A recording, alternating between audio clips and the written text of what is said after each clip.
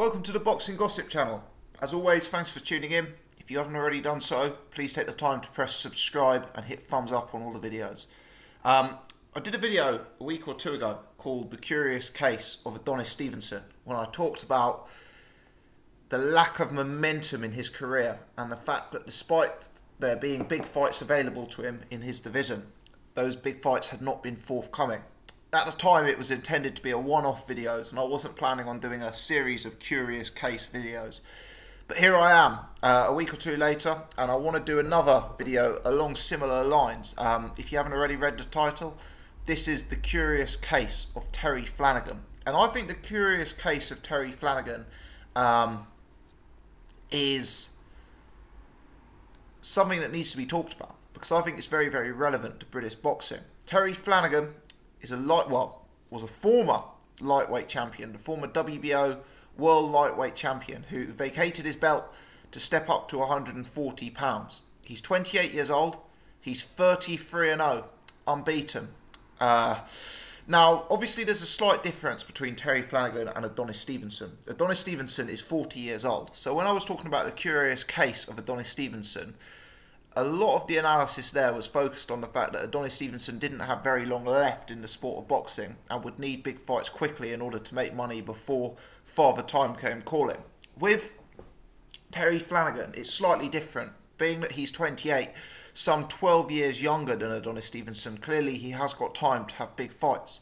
But in my opinion, as a 28-year-old lightweight, you should be in the peak of your powers. You know, you should be very much at your prime.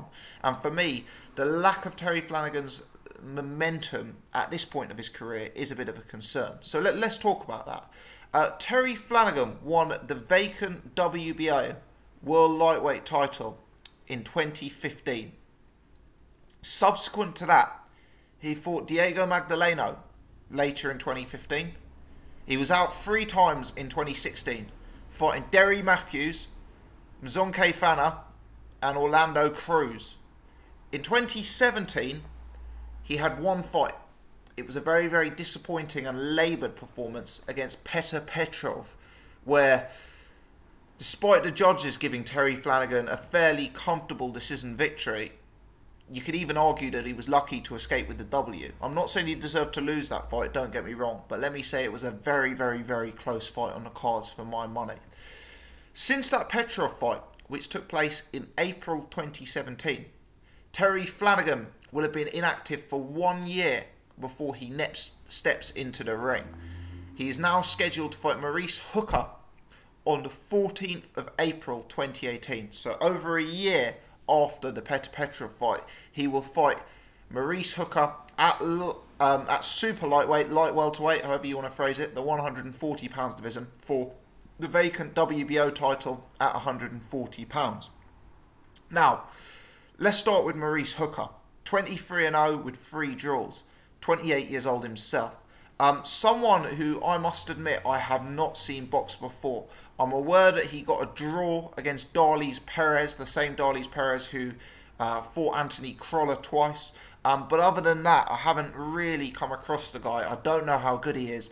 I've seen a few people on boxing forums saying that he's pretty average and should actually be relatively easy work for Terry Flanagan. So, you know, I'll have to check him out. Maybe I'll watch some fights of him and record another video prior to the matchup. I haven't done my research on Maurice Hooker just yet. But this isn't a video about Maurice Hooker. This is a video about Terry Flanagan.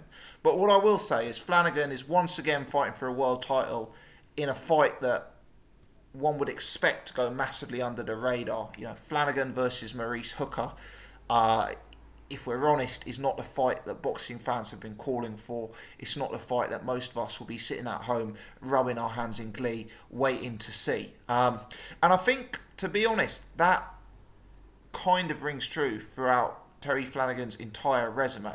Even in his last fight against Petr Petrov,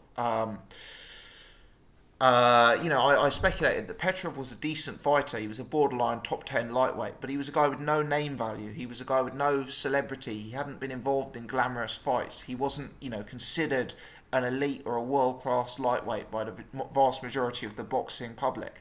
And you've probably got the same thing here with Maurice Hooker. You know, I'm not saying he's a terrible fighter. As I've said, I haven't tuned into him. I'm more saying that beating Maurice Hooker is not something that's going to increase Terry Flanagan's profile. It's not something that's going to gain Terry Flanagan swaves of new fans in all likelihood. It's another fight that's going to flow under the radar and going to mean that Terry Flanagan, who's become a long-standing champion in the context of British World Champions, will continue to lack that name recognition that other fighters in his division have. That's just my take on it. I did a video last year on Petr Petrov versus Terry Flanagan, and at the time when I recorded that video, I believe out of all the videos I recorded last year, it was the single lowest viewed video I did. Now that may have changed over the course of the year. I haven't gone back and run the numbers again. But, for me that was quite telling. And that, I'm not saying my channel, because my channel is only tiny, I'm not saying that's to be used as a barometer to measure a fighter's popularity.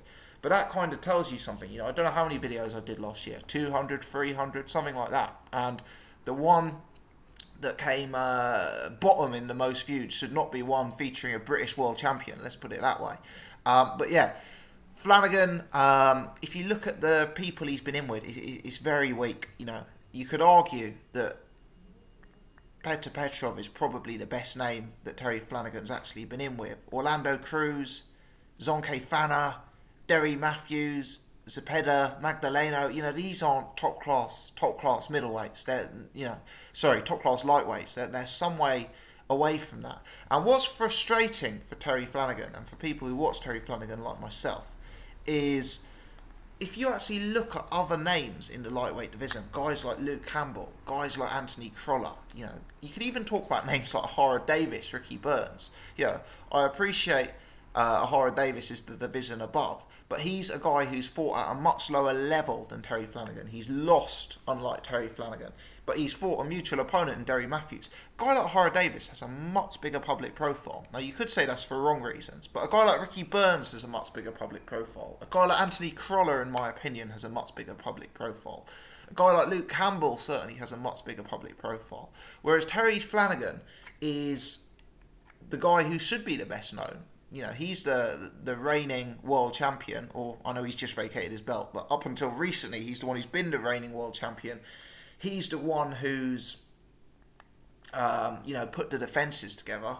And for my money, he's the one that nobody's heard of. There's been reports of how many tickets that he's sold, and that number being very, very poor. I don't know about that.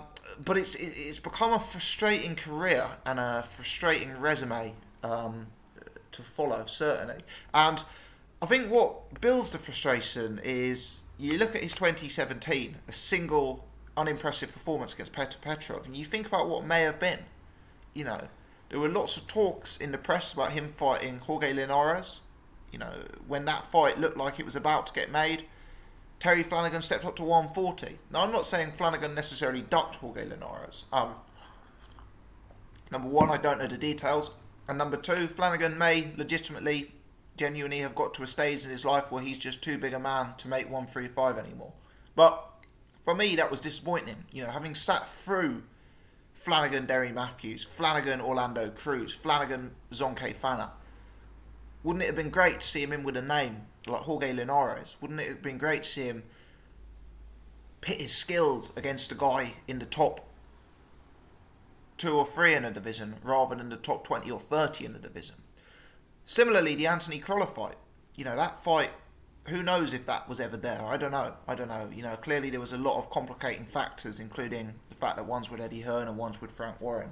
But you think of that fight, Flanagan for me would have been a favourite over Anthony Crolla. He'd have had lots of advantages over Anthony Crolla. You kind of look back at Flanagan's lightweight career, and the truth is, he's beaten very little. I know he's a long-term reigning champion, but he's beaten very, very little. It's questionable whether, maybe you'll call Petr Petrov a top 10 lightweight, but he's certainly not beaten a top 5 lightweight. It's questionable whether Petr Petrov even constitutes a top 10 lightweight. So it's hard. Flanagan's got a purist style. He's defensively minded. He doesn't carry a lot of power. He's a technician first and foremost. He's not got an electric personality outside of the ring, that's for sure. There hasn't been much hype around his career. And then you combine that with the level of opposition he's been in with. And it's just really, really hard to generate that level of interest. And I'm afraid Maurice Hooker is more of the same. He's not an opponent that is going to get people talking about, oh, Terry Flanagan's out next week, he's in this big fight against Maurice Hooker. It's not going to go that way. And unfortunately, if you look at the type of opponents that have been picked for Terry Flanagan throughout his career to date, if he's to beat Maurice Hooker, you know, it's kind of hard to picture him having the glamour fights after that, because that would just be so bucking the trend from what's gone on in his career so far to date. I think Terry Flanagan's career so far has been a bit underwhelming. I can't imagine he's earned as much money as some of the other lightweights I've referenced in this video. I can't imagine he has anything like the profile of those other lightweights. And at the end of the day, if Terry Flanagan's career ended in the next year, I don't think too many people would remember it in a decade. And that may be harsh, but that's my honest take about it. 2018's got to be a very, very big year for Terry Flanagan. You know, he's moving up to light welterweight. Presumably he'll be a favourite to win the WBO world title at light welterweight. There's fighters out there in the British scene to make fights against Terry Flanagan. You know, I've referenced Josh Taylor, Ahara Davis already in this video. I know Frank Warren's fought, you know, got Jack Catterall, Tyrone Nurse. You know, perhaps he'll look to make those in-house fights. With Terence Crawford vacating 140, there is some gaps at the top of that division. But you've still got names like Victor Pascal, Felix Diaz, Julius Ndongo. You know, there are big fights out there for him. Maybe, I don't know if Adrian Broner is ever going to be campaigning at at 140 pounds again. I don't know if that's been and gone. I'm just looking at pulling up BoxRec actually as I'm talking to you guys.